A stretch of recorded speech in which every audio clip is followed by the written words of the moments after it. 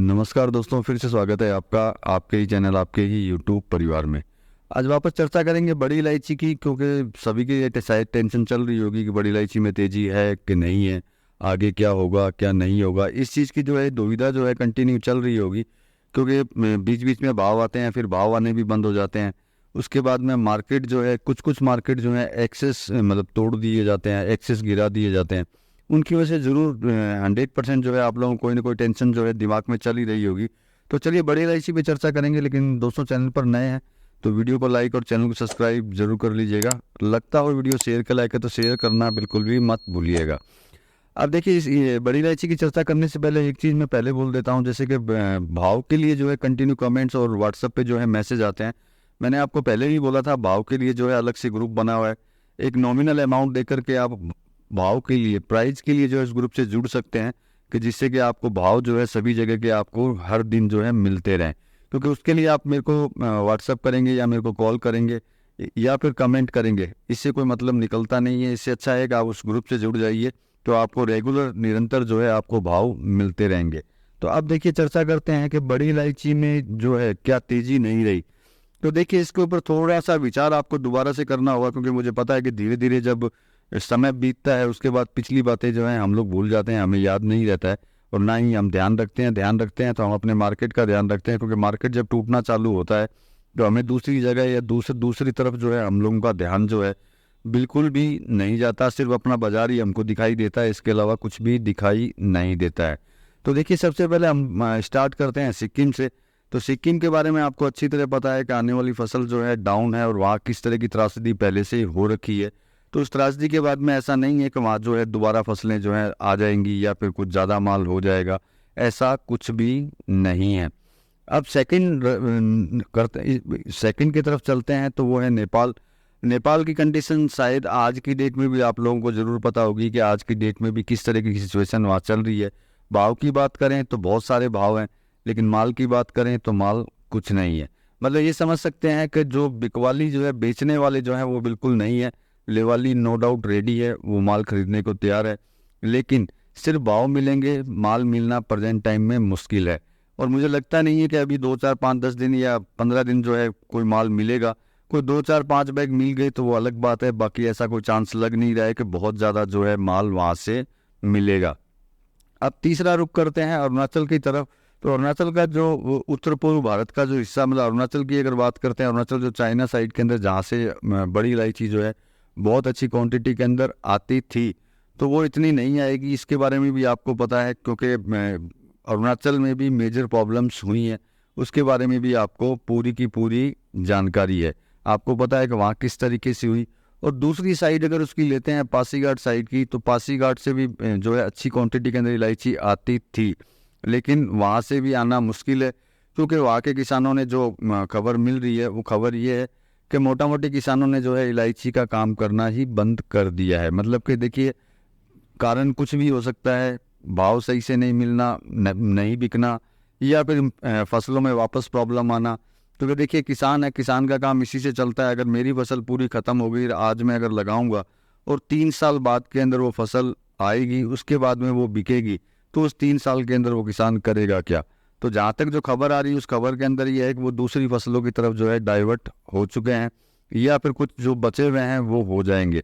तो मतलब कि दोनों हिस्सों की, अरुणाचल के 2 हिस्सों की बात कर रहे थे, एक चाइना साइड का और एक पासीघाट साइड का। तो मतलब पासीघाट से लगता नहीं है कि बहुत बड़ी क्वांटिटी के अंदर जो है माल नीचे उतरेगा। तो मतलब वहाँ से भी हम लोग ये नहीं समझ सकते कि वहाँ से अगर ज़्यादा माल आएगा तो कोई किंतु परंतु इसके अंदर होगी या फिर नहीं होगी। विचार आप कर सकते हैं, मैंने आपको इन्फॉर्मेशन बताई है। माल आवक की बात करते हैं तो आपको अच्छी तरह पता है, इतनी कोई लंबी चौड़ी आवक वहाँ से नहीं आने वाली। अब देखिए, बात यह है कि भाई इसमें तेज़ी आएगी या फिर नहीं आएगी, क्योंकि ये सबसे बड़ा इशू रहता है इस चीज़ का कि भैया प्रेजेंट टाइम में देखते हैं तो महीने भर के करीब के अंदर ये स्थिर तरीके से हमारी साइड के अंदर अटकी हुई है, और आपकी साइड जो है कंटिन्यू डाउनफॉल के अंदर जा रही है। तो देखिए, इसके ऊपर चर्चा सबसे बड़ी यही है कि जब किसी कमोडिटी का भाव नहीं रहता है तो उस पर सट्टा हावी होता है, ये आप अच्छी तरह जानते हैं। और सट्टे में मास्टरमाइंड जो है पूरे भारत के अंदर एक ही जो सबसे बड़ी जगह है वो है ग्वालियर, जहाँ पे चाहे वो माल आया हो या ना आया हो, वहाँ पे उनके पास में भाव निरंतर रहते हैं। हर सुबह का भाव अलग होता है, दोपहर का अलग, फिर दोपहर का अलग, फिर दोपहर का, फिर शाम का, फिर रात का। तो मतलब कि जब कोई कमोडिटी का एक्चुअल भाव नहीं रहता है, जैसे कि मान लीजिए जो भी बड़े व्यापारी हैं भाव डालते हैं, जो रियल में काम करते हैं ना कि सट्टाबाजी करते हैं, वो उनके जब भाव आने बंद हो जाते हैं तब सट्टा जो है ज़बरदस्त तरीके से इसके ऊपर हावी हो जाता है। उसके बाद में फिर भाव नहीं रहते, उनका मन रहता है, क्योंकि भाई सट्टेबाजी का काम है, मन से ही होगा। मेरे मन में आया मुझे कमाना है तो भैया भाव गिराना और उठाना, वो सारा काम मैं आके खुद ही करूँगा। कमोडिटी नहीं करती है उसके अंदर, कमोडिटी एज इट इज पड़ी रहती है, लेकिन सट्टे के अंदर अप एंड डाउन जो है कंटिन्यू होता रहता है। तो प्रेजेंट टाइम की सिचुएशन को अगर देखते हैं तो इसके ऊपर जो है सट्टा जो है ज़बरदस्त तरीके से हावी है। सेकंड, एक और प्रॉब्लम, बाज़ार के अंदर बिक्री जो है बहुत कमज़ोर है। तो देखिए बिक्री कमज़ोर, ऊपर से सट्टा हावी, तो किसी भी चीज़ को बढ़ने में बहुत समय लग जाता है। एक्चुअल भाव जब आने चालू होंगे तो निश्चित बात है कि सट्टा अपने आप ख़त्म होगा और एक्चुअल तरीके से ये बढ़नी चालू हो जाएगी। तो देखिए मेरे कहने का मतलब ये है कि जिनके पास हाजिर का माल है उनको तो इतना विचार करने की ज़रूरत नहीं है, और जो इंतज़ार कर सकते हैं तो उनको वैसे भी कुछ बोलने की ज़रूरत नहीं है। वो अगर इंतज़ार करेंगे तो आगे कुछ ना कुछ उनको ज़रूर मिलेगा। सारी सिचुएशन उनके पकड़ में है, हाथ में है, सब सिचुएशन वो खुद समझ सकते हैं, खुद वापस जो है अपनी जानकारी ले सकते हैं, इन्फॉर्मेशन निकाल सकते हैं कि जितना भी मैं बोल रहा हूँ, जिन जिन जगहों के बारे में बोल रहा हूँ, वहाँ जो मैंने बोला है वो सही है या फिर गलत है। तो इन चीज़ों से जो है आप अपना विचार जो है कर सकते हैं कि आपको क्या करना चाहिए और क्या नहीं करना चाहिए। उसके बाद में भी अगर आपको नहीं समझ में आता है, आपको किंतु परंतु लगती है, आपको लगता है कि आपको समझ में नहीं आ रहा है, तो आप मेरे से पर्सनल एडवाइस भी ले सकते हैं, मैं आपको ज़रूर बताऊंगा। स्क्रीन पर नंबर हमेशा रहते हैं, आप उस पर व्हाट्सअप कर दीजिएगा तो आपको डिटेल्स मिल जाएगी कि किस तरीके से आप मेरी पर्सनल एडवाइस ले सकते हैं।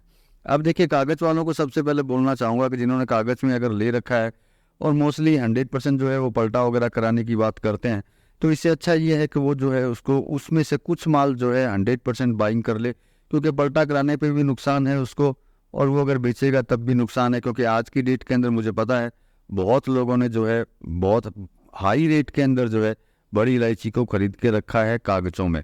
तो देखिए कागज़ों में जब आप हाई रेट के अंदर खरीदेंगे तो आपको इंस्टेंट तेज़ी चाहिए, जो इस तरह की कमोडिटी के अंदर कभी भी नहीं आती है। उसके लिए आपको इंतज़ार करना पड़ता है। अगर आपको इंतज़ार करना पड़ता है मतलब कि आपको हाजिर में माल लेना होगा, तभी आप इसमें किसी तरह की कोई कमाई जो है आप कर पाएंगे, अन्यथा आपका खोना निश्चित है। क्योंकि ये कमोडिटी किस तरह की है और ये कहाँ यूज होती है, उसके ऊपर थोड़ा सा विचार कर लीजिएगा तो आपको पता चल जाएगा कि इस तरह की कमोडिटी के अंदर क्या हमको कागज़ में काम करना चाहिए या फिर नहीं करना चाहिए। तो चलिए दोस्तों, इस वीडियो में तो इतना ही था। मिलेंगे अगले वीडियो में अगली जानकारी के साथ में, तब तक के लिए धन्यवाद।